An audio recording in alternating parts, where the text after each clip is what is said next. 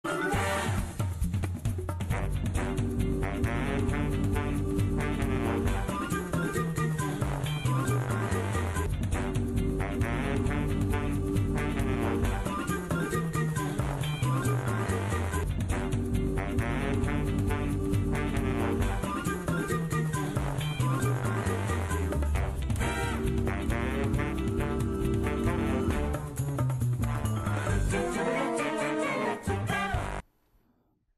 up, CHS?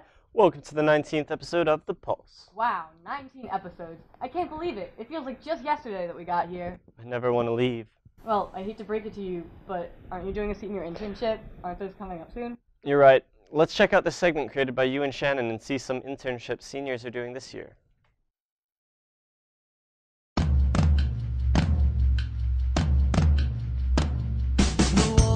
We've had the senior internship program for 8 years now, and essentially what happens is seniors, the last 4 weeks of high school, they're excused from all of their academic classes, and instead of showing up to the high school to actually take classes, do homework, take tests, they're excused from everything and they can find themselves an internship, or I can help them find an internship.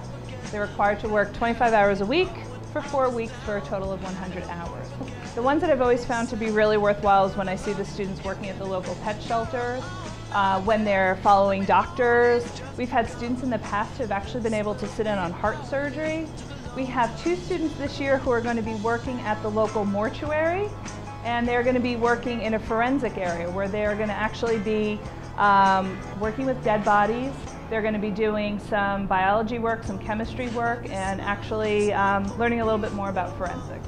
I'm interning at the medical examiner's office at Morristown Memorial Hospital, and he's in charge of 3 counties plus Morristown Memorial. I'm just going to be helping him in investigations, just doing whatever he needs. He's really busy answering phone calls all the time and just getting different jobs in, and I'm just going to be helping out. We have a lot of students this year who are interested in elementary and special education.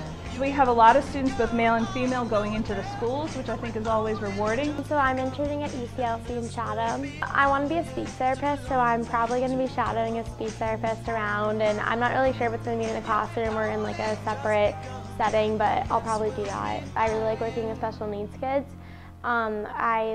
I work with Teens Connecting with Teens, so that's I've been working with UCLC a lot, so that's kind of also how I got this internship. We've had students who have worked with attorneys and they have gone to court and witnessed actual trials. We have students who work with the local police department, fire departments. A couple years ago we had students who were working in New York City with a really big fashion house, and they got to go to Mood and they got to go to Vogue.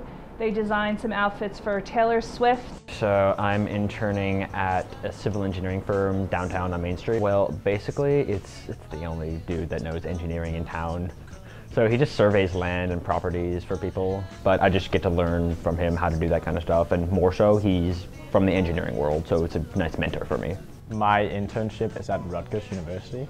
I will be working with Dr. Robinson to study either atmospheric chemistry or climate or weather. You don't get to take finals, which is really nice, and I also thought that if I could get an internship with any science-related things, that would be awesome because I'm really interested in science. I think one of 2 things happen. They go into the program thinking that they want to become a certain profession, and for 4 weeks they're learning more about that profession. One of 2 things happens. It either reinforces their love of that particular profession, or they come out of those 4 weeks saying to themselves, I never want to do this again. And I think each of those experiences is really valuable. I'm going to be studying biology and more specifically forensic science and molecular biology. I'm going to be going to Penn State in the fall, and I'm studying speech and pathology there, so hopefully I'll become a speech therapist. I'm debating between University of Wisconsin at Madison and Virginia Tech right now, and I'm going to major in some sort of engineering. So I'm moving back to Denmark this year, and I'm probably going to take 1 year where I'm taking some extra classes, and then I'm going to go to the Technical University of Denmark, where I will study civil engineering with a minor in biochemistry probably. And this will be our year. Took a long time to come. Yeah, but it's going to be hard to leave behind some of my favorite teachers. True. After 4 years, you become closest to some of your teachers. Shout out to Ferg!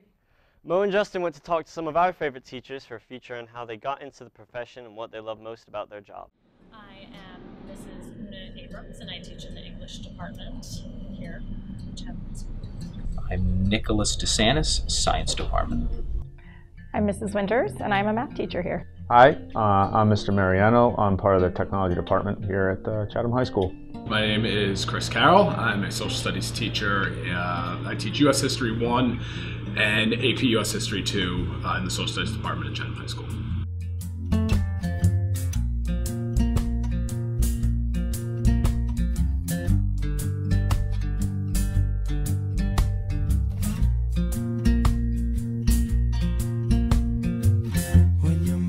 Is a mess, so is mine. I can't sleep cause it hurts when I think. My thoughts on a piece with the plans. I originally wanted to be a performer. I wanted to be an actress, and I wanted to be a vocalist. When I was in college, I actually studied engineering. So I didn't study education, didn't study teaching, because I thought I wanted to be an engineer at that point in my life. And I thought, am I going to be happy doing this my whole life? So I thought to myself, what else would I like to do? And the world of celebrity and movies and television kind of intrigued me. My junior and senior year, I got interested in taking their technology classes, their CAD classes, drafting, architecture, some of their design classes. Actually almost applied to business school in college, and then the more I thought about being a CEO or something sounded like fun, but I was like, most people don't make it there. And the thought of possibly sitting in an office all day, every day for my whole life was just a little too constricting for me. It might be great for other people, but it wasn't for me. As I ended up in Sister Anne Denise Brennan's contemporary literature class, and she just wowed me. I love that woman. I still keep in touch with her. And it was that relationship with her that made me think, I can do this. I think I could actually be an English teacher. So when I decided to become a teacher was after I'd been working in the real world for about 3 years. So I'd already graduated college. I have a lot of friends that went into education and were highly involved, and they loved it. They were also coaches like track and cross country, which is one of my other interests. So after seeing how happy they were in their jobs and what they were doing, I wanted to give it a shot. So I made a career change. Well, I went right out of college and into teaching, so I went from life as a student to life as a teacher. And then through high school, I was involved in the National Honor Society and started tutoring, and ended up really enjoying being able to share the skill of math with other kids. And I thought I was pretty good at it. So I ended up wanting to go to school for that. And I was a math major at Colgate, came out and started teaching. Got to know the teachers there at Morris Hills, and through their efforts, which to me went above and beyond some of the things that teachers do for students, they went and connected me with professors at the College of New Jersey, and upon their suggestion said, I think it's a great opportunity for you to look into becoming a technology educator. So I had always known that I was sort of good at explaining things to people. I found like when I was in high school, I could sometimes explain topics to other kids sometimes better than my teacher could, or in a different way. And it sounded like a job where it would be a little different every day.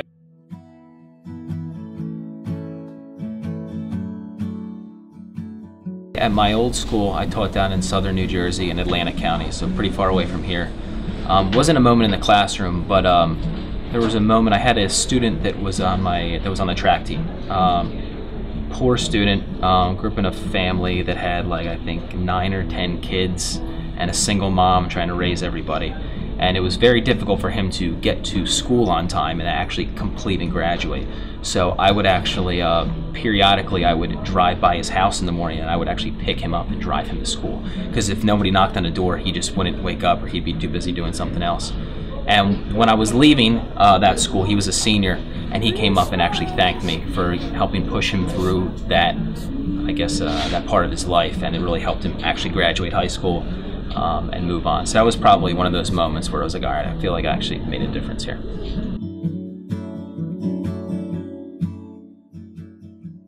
Particularly for me as a teacher, I had to find a place where I could develop professionally in the way that I needed to, and where I was going to get the support to do that. There are always different personalities.